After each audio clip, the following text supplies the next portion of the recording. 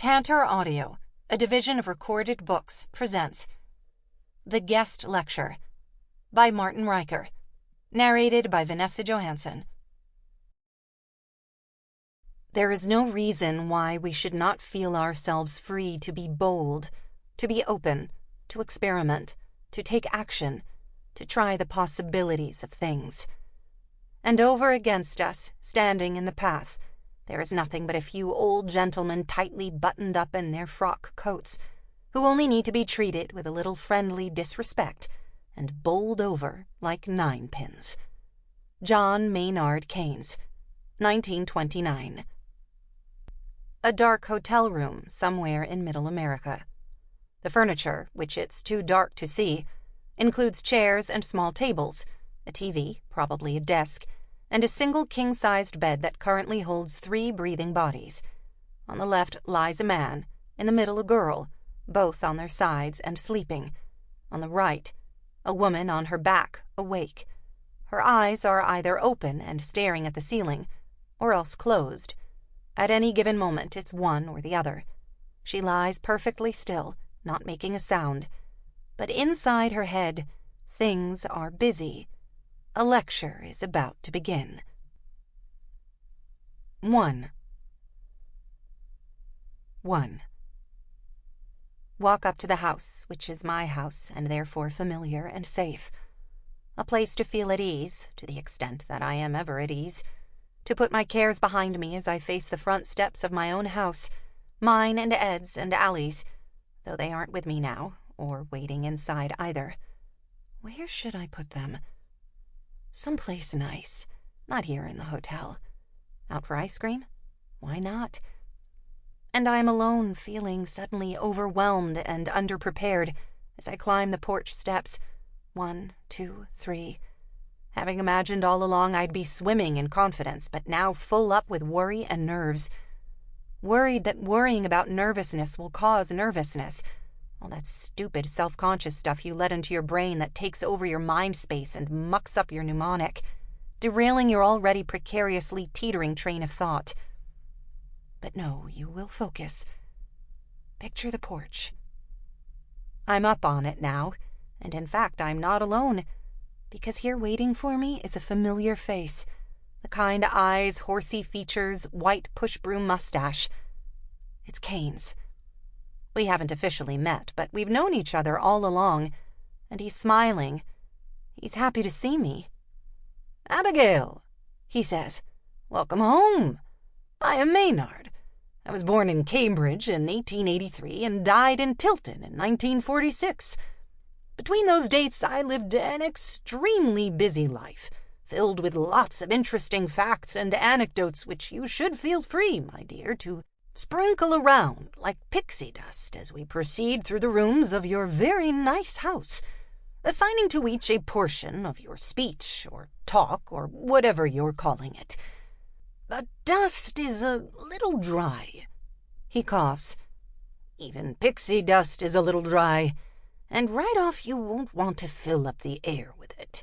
You need a simple introduction, I think." He gives a worried grandpa look. "Have you considered where you might start?" I take his arm, and together we push open the front door. "Why, of course." He smiles. "We shall start in the living room." Picture the living room. Big, airy, soft gray. Rectangular blue coffee table with a glossy finish that always reminds me of pudding, like its surface is coated with smooth blue pudding. Green couch, a little ratty with wear. Big plants on the floor, smaller plants on the bookshelves. Disheveled shelves, poorly organized, under the stained glass windows. One of each, a window, a bookshelf, on either side of the fireplace. Utterly derelict fireplace. Cobwebs in the wire netting. Why have we never cleaned the fireplace? Impressive mantel, though, broad and white and shelfy like a glacier, like the edge of an ancient glacier inching its way into the living room. The mantel clutter-free except for that urn Robert gave us as a wedding gift, tucked back there on the right-hand side. Brown speckled urn, little Grecian handles, to someday store our ashes, joked Ed when we opened the box. which was kind of a sweet thing to say if you think about it. "We're in the living room?" asks Keynes. "We're in the living room." "So, start your speech." "Thanks for inviting me. It's a pleasure to be here, and in 1930, with the whole world on the verge of the economic disaster that here in the U.S. we called the Great Depression, but which in England they called the Great Slump, a name I've always thought had a playful ring to it. Slump. Though obviously nothing about that situation was playful, and my God, I am rambling already. In 1930, with the whole world on the verge of the Great Depression, which in England they called the Great Slump, the British economist John Maynard Keynes, by that time already well known, though not as spectacularly famous as he would eventually become, penned a short article titled Economic Possibilities for Our Grandchildren, in which he made certain specific predictions about future economic growth. He predicted there would be a lot of it. Keynes had no children of his own, let alone any grandchildren, but his message was really to all the fear-stricken people of England on the cusp of their great slump. And his message was, you don't need to worry so much. Of course, when an economist tells you not to worry, you might worry all the more. An economist's "don't worry" usually means something bloodlessly calculated like, worrying will increase the inclination to hoard currency and decrease spending on consumer goods. Keynes worried about those things too, but he was before all else a humanist, an old-school liberal pragmatist who believed in the importance of a stable monetary policy for improving the standard of living, but who condemned the love of money for its own sake as a somewhat disgusting morbidity. When he proposed that people not worry, it wasn't to paper over the inequities of a system by which the rich come to control an ever-increasing percentage of the aggregate wealth, while the poor are systematically disenfranchised. He was saying that he really didn't think worrying was the right thing to do. And people were very worried then. In that sense, it was not so different from today. The reasons for worry may have been a little different. There was vast economic inequality and rampant nationalism, but no global environmental crisis, at least not that anyone was paying attention to. But the amount of worry was about the same, and the various types of worry as well. There was the pessimism of the revolutionaries, as Keynes called it, the worry of those who thought the world so doomed that the only hope was to turn everything upside down. Then there was the pessimism of the reactionaries, those who thought the world so doomed that any sort of challenge at all would send civilization reeling into the abyss.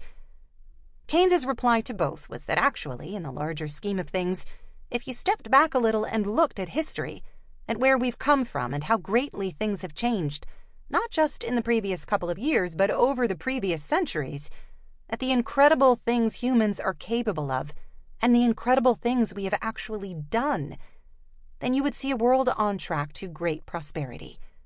Think how exponentially the standard of living had improved for the average person over just a few hundred years. And weren't the next 100 years likely to see even greater improvements?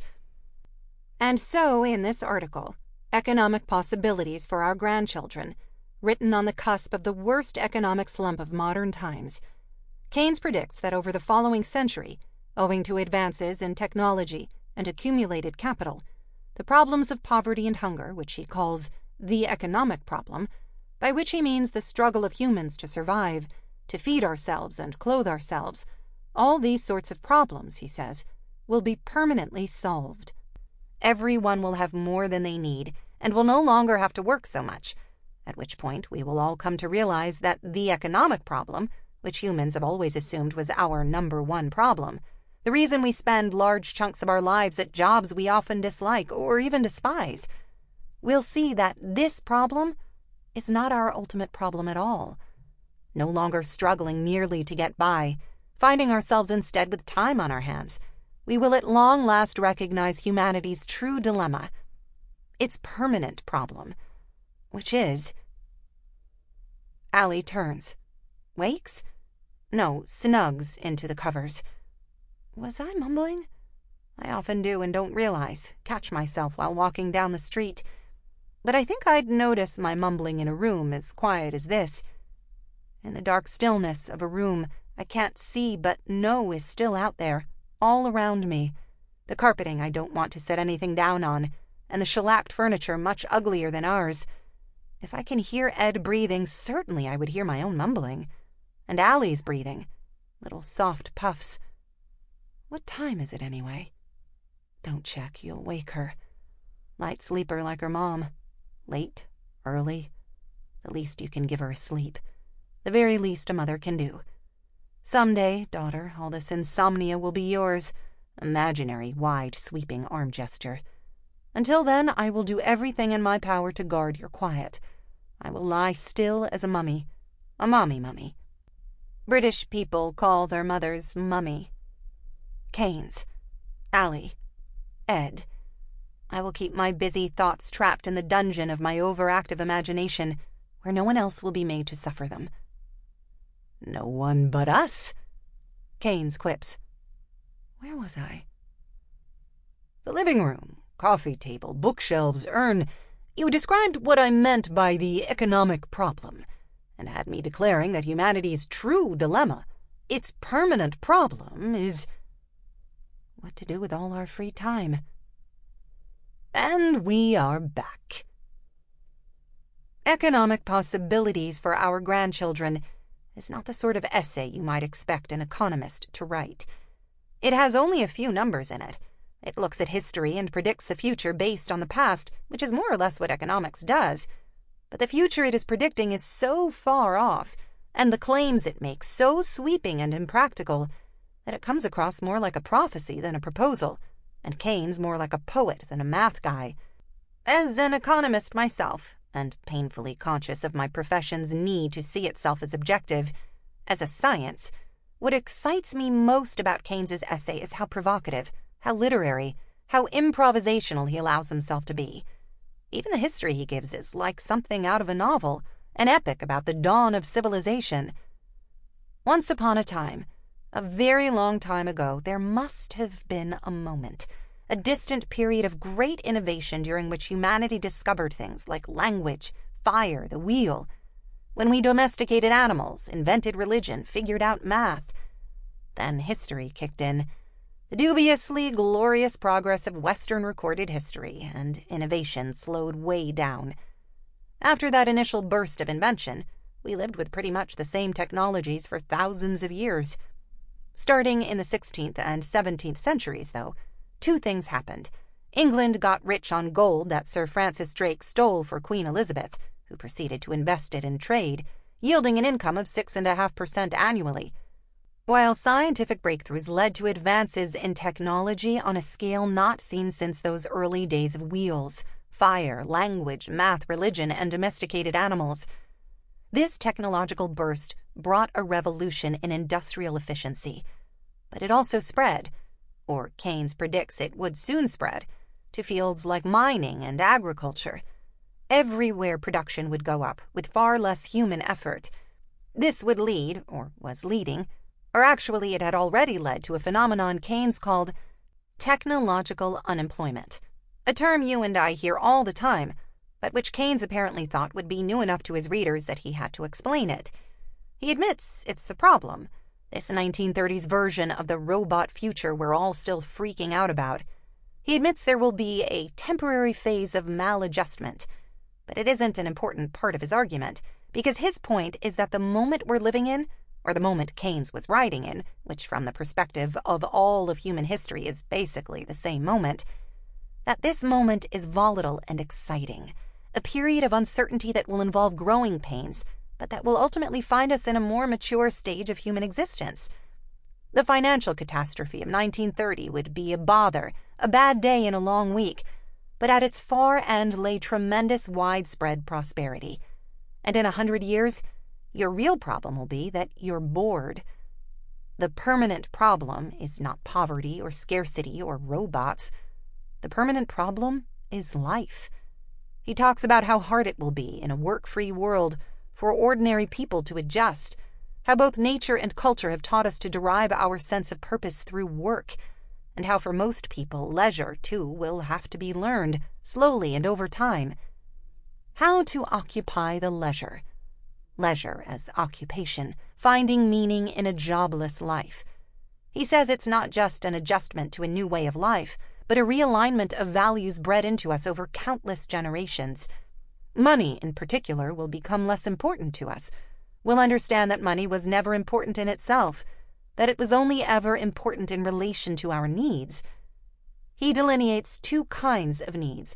Absolute needs are the ones that can be adequately filled: food, shelter.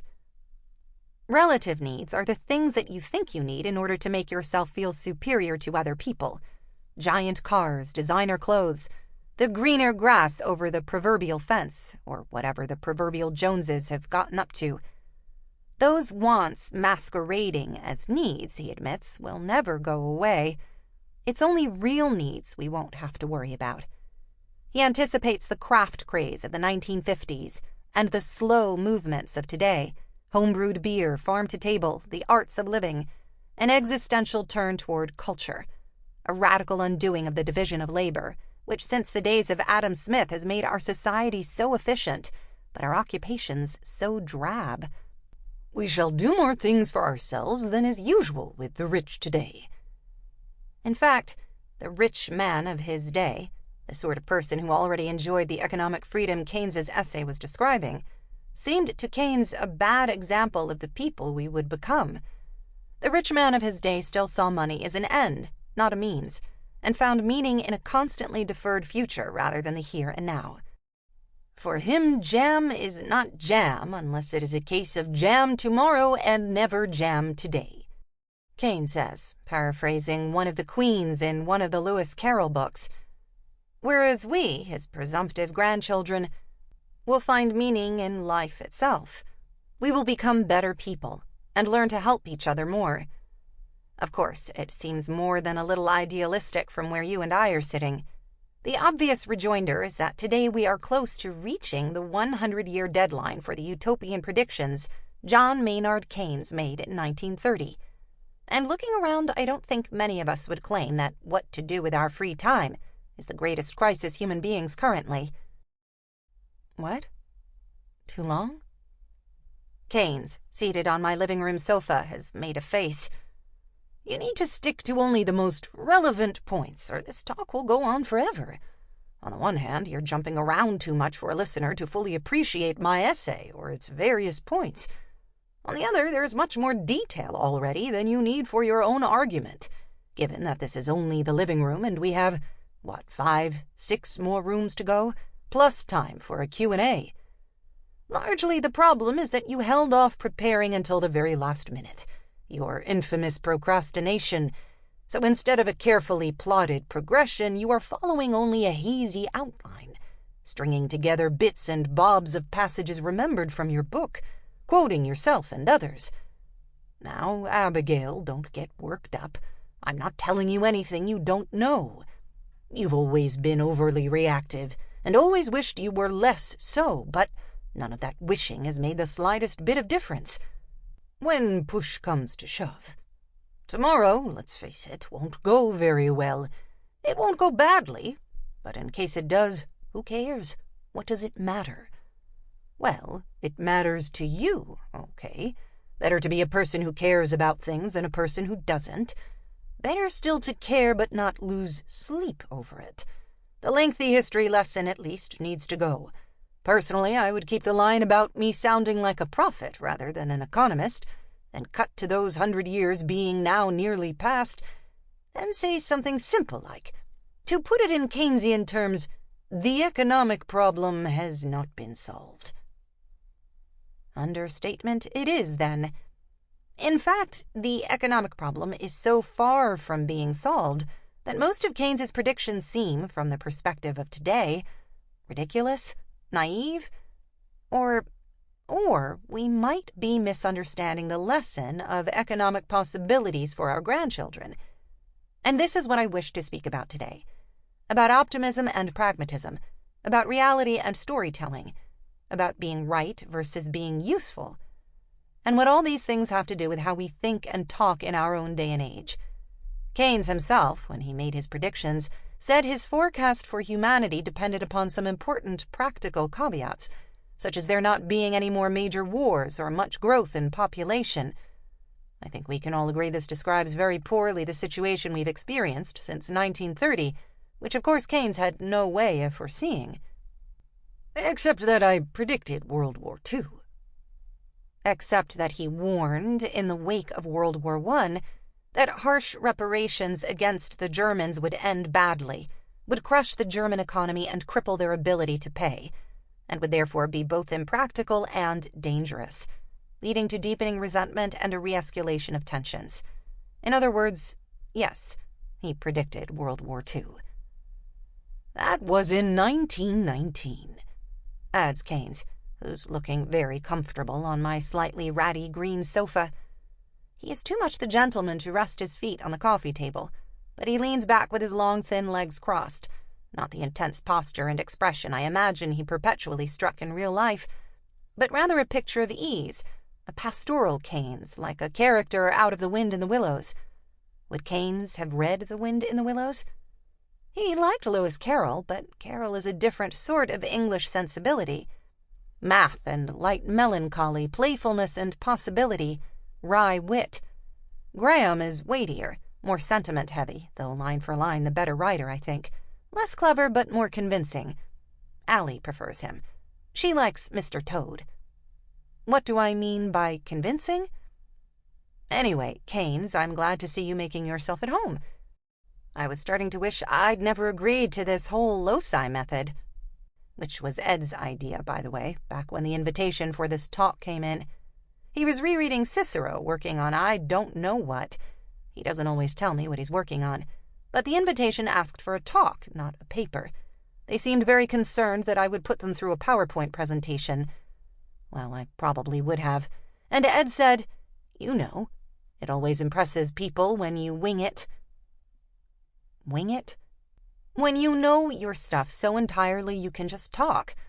The logical fallacy there being, I replied, that just because a person knows her stuff, therefore she will be able to wing it, as if everybody who knows their stuff also has the gift of effortless gab, as if the source of all oratorical effortlessness is simply the knowing of one's stuff, and has nothing to do with actual skill in public speaking.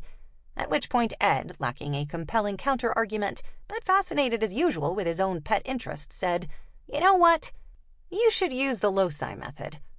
Then he hauled out again that story about the ancient Greek banquet and the poet whose name I can never remember. Simon something. Simonides. Simonides of Ceos. Once upon a time, Simonides of Ceos, a poet who lived so long ago that he actually invented several letters of the Greek alphabet, was at a banquet, a swanky affair. At some point in the evening he was called outside. Maybe he needed to pee, I don't remember. But while he was gone, the roof collapsed and killed everyone. The bodies were too mangled to identify. Lovely story, Ed. But Simonides of Ceos pulled an interesting trick. By mentally imagining himself moving around the room, he was able to recall all of the people in the order in which they had been seated. And a colleague of his, or just someone who was listening, and who was apparently unfazed by the gruesome backstory, realized this would be a great way to remember a speech. You assign a different portion of the speech to each room of a building you know well, then you mentally move through this building as you go, remembering each speech portion by picturing yourself in the room you put it in. Thus, out of the ruins of the worst party ever, says Ed, came a method of memorization taught by Cicero and Quintilian, and practiced by lawyers and politicians for hundreds of years. We were in this very living room when he said that, Keynes. The actual room in my house, I mean. I was pacing, and Ed was sitting right where you're sitting now, and I said, "Okay." I said, "Sure, let's try it." Why? Because back then tomorrow's talk was still far off in the distance. Back then, my life and career prospects were all sunshine and promises, not the devastated wasteland that stretches before me tonight. Back then, my party was hopping. The roof seemed imperviously sturdy. Abigail was on the rise, a force to be reckoned with, full of confidence or hubris, or at the very least indifference to a far-off lecture for a bunch of people I didn't know, who I didn't even have a particularly good sense of, in terms of their interests in general or in me in particular, just that they liked talks, but nothing too technical, not a paper I would give to colleagues, and who also, these mysterious people, differed from my colleagues in that once my talk was over, I would never see them again. The future seemed chock full of such speaking engagements back then. Keynes, speaking engagements as far as the eye could see. And there was Ed saying it always impresses people when you wing it. There was me thinking, how bad could it be? But it's lonely, is what I didn't expect, even with Allie and Ed right here, lying in the dark in this shitty hotel, proceeding in my mind through my imaginary house, imagining myself talking to empty rooms, to no one. Did Cicero never consider how lonely that is? Weren't any of those hundreds of years' worth of lawyers and politicians ever bothered by this? But with you along, Keynes, this was what I started off to say. With you along, I have to admit, I feel much better about it. You get to show me around. I do. You always felt a special affection for me. For some reason. We will move through your house and your speech together. Because even an imagined togetherness beats being alone. Though I should point out that the atmosphere of loneliness you've imposed upon the rhetorical house you are constructing in your imagination has only to do with the fact that you are stuck here rattling around in your head, rather than standing in front of and talking to people. Your mind won't wander like this tomorrow. You'll be addressing actual people who are expecting to hear something interesting, or at least coherent. There won't be time for me, or need for me then. Will that be sad? It will not. All of this will end. Life will move on to whatever comes next. We're finished with the living room? Keynes, standing, pats down his pants. We're finished with the living room. Off to the dining room, then. 2. A tall room with good windows.